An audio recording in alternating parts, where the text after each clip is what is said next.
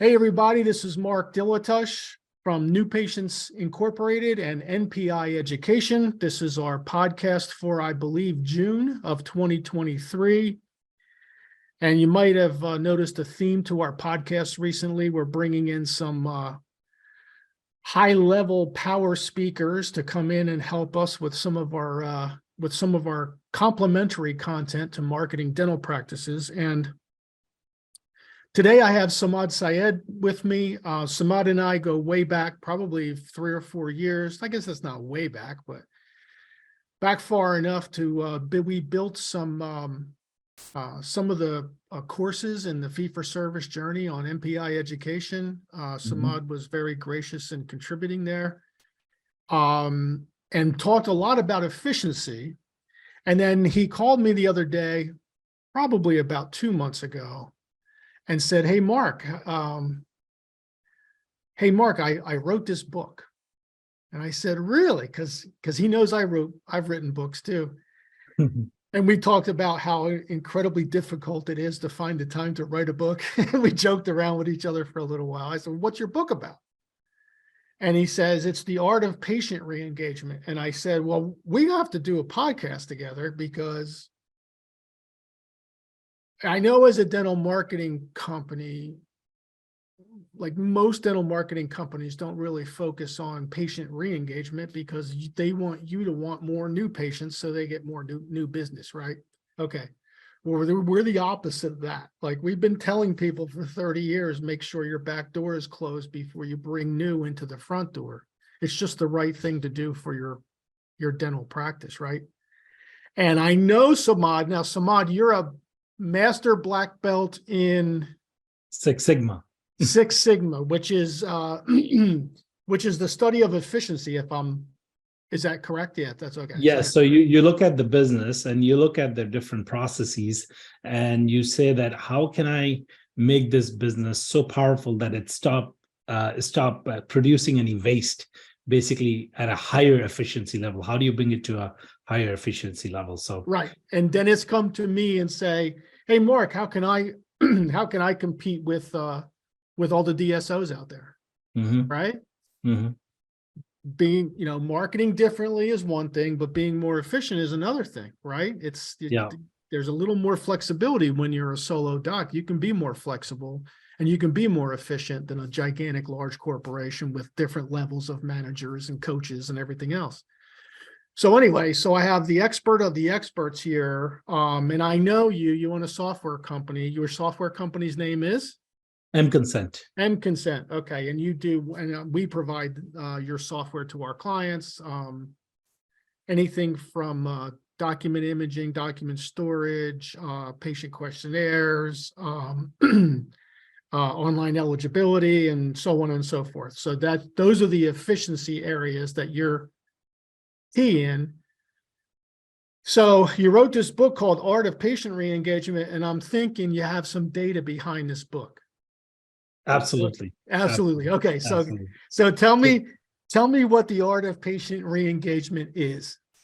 Awesome. Thank you, Mark, for having me. I think it's wonderful. It's always wonderful to talk to you, meet you in person. And I know that the contributions that you have given to dental industry is tremendous, and I have learned a lot from you. To be honest with you, whenever I spoke to you, I learned a ton of stuff from you. Good. And you bring such a knowledge to the dental industries that it's always fantastic to talk to you. So thank you for having me in this podcast. And I know we have talked before, but I'm super excited about discussing what I have wrote. I know it did took me more than 6 months. I thought this was something I could get done in like a month or so, but but you know how it goes, right? No. So the way it started is that I was talking to a couple of dental offices, and they have been focused so much on marketing, which is a good thing. I tell them that you need a percentage of your patients to be new patients, to be honest with you, to keep growing keep growing your practice. But one thing that I realized is that, and then after that, I immediately did a survey with like 20-25 dental offices, is that, hey, what is the percentage of your patients that has not come back to your office for more than 12 months. And there was no answer. There's a big silence there. Right. And I said, then he asked me a question, how do I find that out? Because he uses Open Dental. So said, okay, you looks like there is something that we can look at it. So we went back and looked at his patient database, and we found that he had about 3,700 some patients in his database, and 2,500, I would say 2,200 of them did not came in last 12 months or more. Right. I said that you're sitting on a gold mine here, because just so you know, you have 2,200 patients that knows you, that has been through, your practice. They understand who you are. They understand you as a doctor. They understand your office staff. So they haven't come back to you for what? Right. So they understand your location. They understand your office location. hours. They understand all the barriers that Exactly. you have They to know what pull down. insurances you accept. They know what Exactly. insurances you don't accept, right? Exactly. So Exactly. they know you. They know that this doctor is the person that I can go and trust, and there's a level of trust. And you have spent a lot of marketing dollars to get these patients in the door before. So Right. why sitting on that and not going back to them? So the first answer I get is that I do recalls. Right. So they do automated recalls the wrong way. Yes. they do Yes. recalls. So I'm Yeah. like, okay, but how effective have that been? Like, oh, that tells you the story that why they haven't come back to me, because they're probably not working very well. Right. So what we did is that we went back to this 20 to 25 offices. I don't have the real actual number, but it's between 20 to 25 offices. And we asked the same question. And everybody came back and said that we have a lot. We don't know how many, but we have a lot. So that tells me that, okay, we got to go back and help them out to find, how many offices are there that we can help that actually haven't gone back to their patients, that they can easily get back. So are those instructions in your book? Because they would be a great thing to put. It is. So yeah, good. Yeah. Okay. So the book basically talks about the steps that you need to, how do you identify your inactive patients? Right. What does it take for you to, how do you get to them? Like basically what we then created is a tool basically that will connect with your Open Dental Eaglesoft or Dentrix, and then it basically pulls the data of the patients who haven't had an appointment in past 12 months, and it gives you the list. Right. So that's we show you how to do that, and once you get to that, you basically then identify the high level patients that you want to get faster, and you want to figure out a strategy. How do you get to them? And then we talk about different ways. But before I get into strategies, what I understand is that all the dental offices, they struggle with who's going to do this. Yes. Thing? Yes. Like what they struggle with is that, okay, I was depending on automated recalls, but now this is a project for me, right? This is the project that I have to pull out all these offices, all these patients, understand why they haven't showed up. Maybe they have changed the insurance. Maybe, multiple things could have happened. But what I have seen is that a lot of times patients just get lazy, like me. Right. Right. And I forgot about my cleaning. I forgot about, I still have to take care of my oral health. I have a son who has been asking me to go to dentist for past 2 months, and you just forget about it. So what's the best way to get that attention in such a busy social media world, right? Social media, Instagram, 15 seconds, 10 seconds. How do you get to them? And that's what I think we did a case study. We did this project with this dental office, and we helped them get 40, actually we got like 60 patients coming back to them every month. And we used a four-pronged strategy, where first of all, you identify your patients. The second thing, what you do is that once you identify your patient, then you say that, okay, these are the patients that I want to get to, like based on the strategy that you want to use, like, hey, these guys were using all the insurances that we accept. Why don't we go to them? Or somebody said that, oh, this guy was supposed to get these are my root canal clients. Why are they not coming back? These are my implant clients or crown clients. Why are they not coming back? So Right. you basically identify those patients, and then you put a strategy on what are the text messages that are going out. One text message is not. Then you send an email. Then you send a direct message through mailer, and you basically use a strategy. And we put a calendar together how you can, in 2 weeks, how many you don't contact like all your 2,200 clients in a week. You No, basically start with like 50 to 100 patients, on a daily basis or every 2 to 3 days, and you get to them slowly. And then you take a bunch of patients, 300 patients, you take 2 weeks for yourself. Then you say that, okay, this is how I'm going to get to them. Direct mailing, email marketing, text messaging, maybe a phone call, for implant clients, maybe right, select 50 people to just make a quick call to see if they're going to, what is it that's stopping them, right? right. So those are the things that we discussed. And what we found is that there were some patients who were actually thankful that they called them. And Right. they said that, oh man, I've been just putting this off for so long. I wanted to come back. It's just, thanks for calling. Let's just schedule me just because, I've been pushing this for so long right now.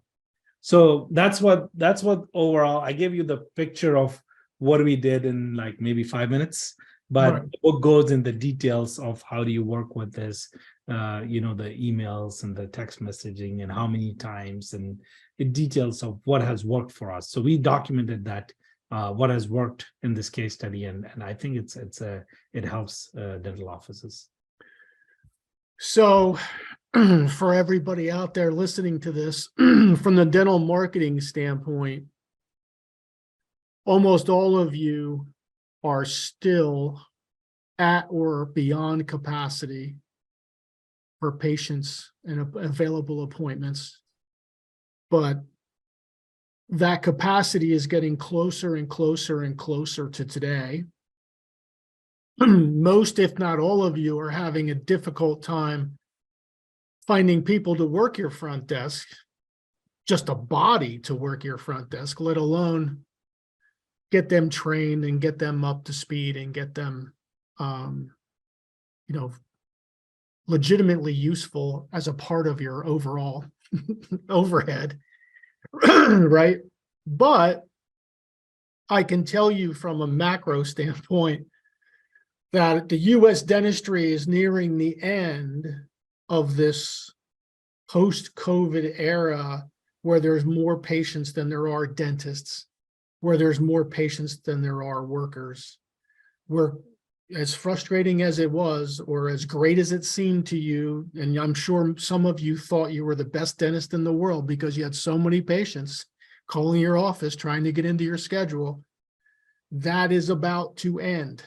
Okay, so we try to give you a picture of what's coming so you can prepare. Like during COVID, when you shut down, we told you 6 months from now, you're gonna have a hard time filling hygiene because you weren't pre-appointing anyone during the month you were down for COVID. Okay, this is a very similar situation. We're trying to tell you that by the fall of 2023, most of you, most of you, would have solved your employment issue, at least partially. And instead of being booked out 12 weeks, 10 weeks, 8 weeks, 2 weeks, now it's 8 days, 6 days. Many of you are going to start to get nervous and more nervous and more nervous because of the bloat you just went through over the last 2 or 3 years. That bloat is over. Okay. So when you feel that, you can call us, you can call MPI and say, I need to do more marketing. That's fine. But we're probably going to say to you first, have you done everything you could do to close your back door first? Right? For instance, we'll get doctors call and they'll say, this happens quite a bit. Yeah, hi, I want to market my dental practice because my hygiene chair is slow. And this whole team here knows from me, stop. Okay, this person doesn't need more new patients to have another slow hygiene department.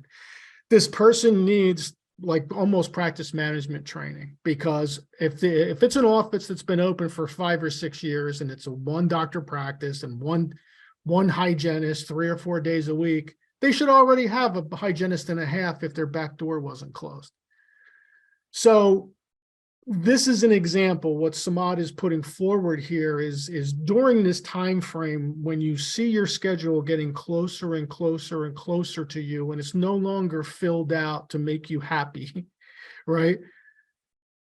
That's not the time necessarily to call MPI. It's probably a time to buy Art of Patient Reengagement, go through all the steps, right?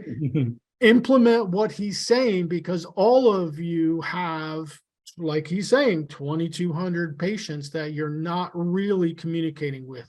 Texting them once to keep their appointment,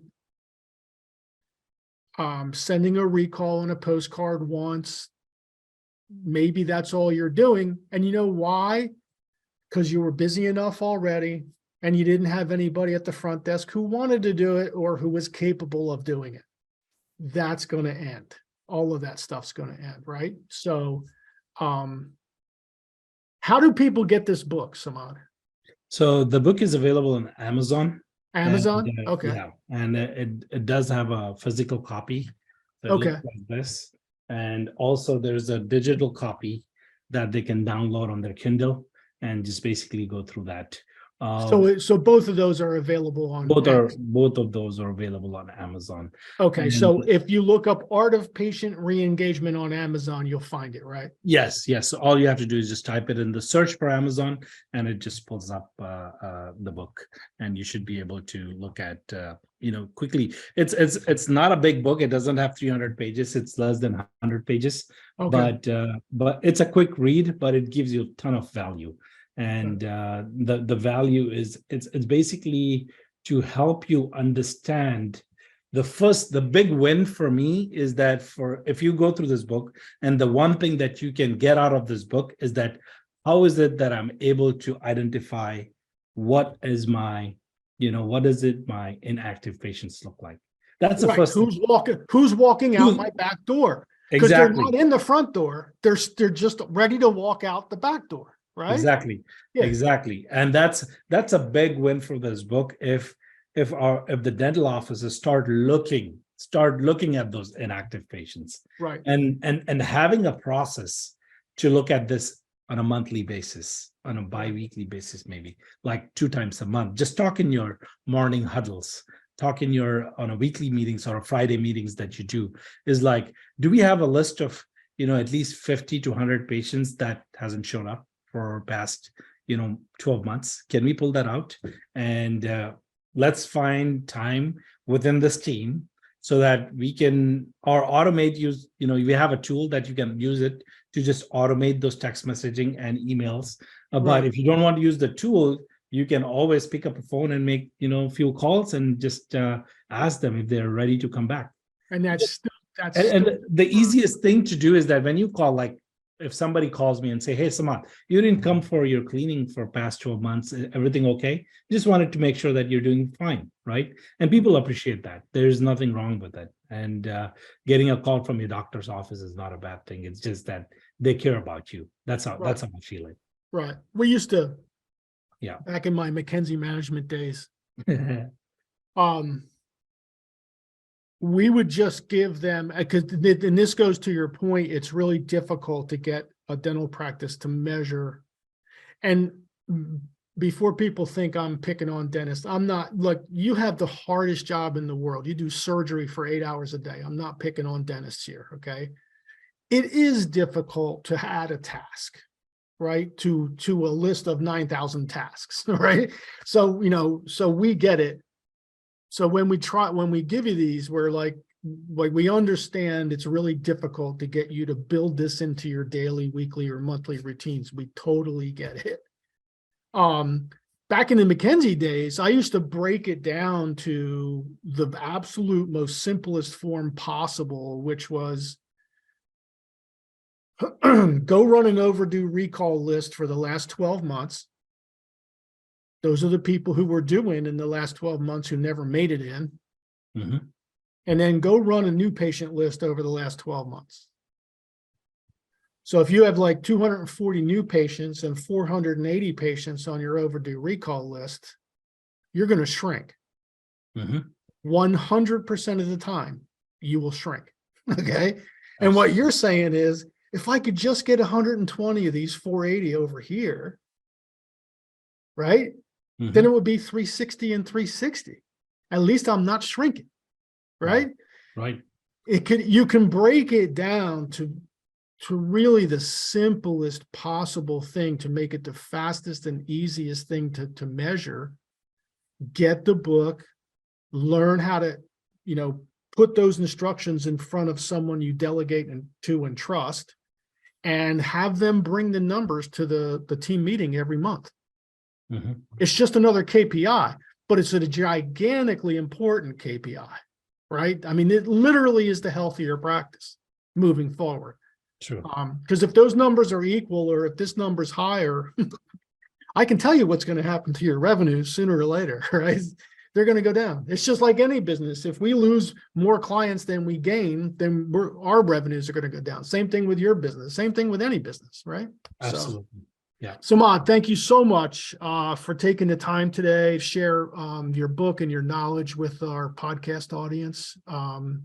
Somehow, some way, Howie and I built an audience on our podcast, basically from not having any scripted conversations, just kind of ad-libbing, with experts, right? And you're one of those, for sure, one of those experts. We deeply appreciate your time. I know our listeners are going to get a lot out of this, and that's what we try to bring. You know what we might want to do? We might want to do one of these for NPI education. Maybe actually what we'll do is we'll take this one and put it in NPI education, and maybe put some test questions after it and offer CE for it. Oh, that wouldn't be a bad idea, right? That wouldn't be a bad idea. That Yeah. wouldn't be a bad idea. So People can learn how to build a list of inactive patients, yeah, list of how to pull things out of out of a software, and that qualifies very well yeah, for CE. absolutely. Let's set that up and do that. For everybody else, thank you so much for joining us on our podcast this week or this month. And I'm sure Samad and I will be back shortly with additional installments on this subject. Thank you. Awesome. Thank you, Mark. Thanks for having me, and thank you all for joining, and have a good day. Thanks.